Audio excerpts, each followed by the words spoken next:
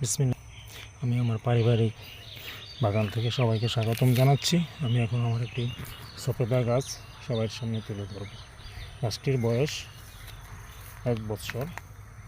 আমি গাছটির যত্ন হিসাবে তার চারপাশের মাটি পরিষ্কার করে তার মধ্যে এখন সার দিব, কারণ মাটি শুকিয়ে গেছে আর গাছের বাড়ন্ত দেখা যাচ্ছে অনেক ডাল।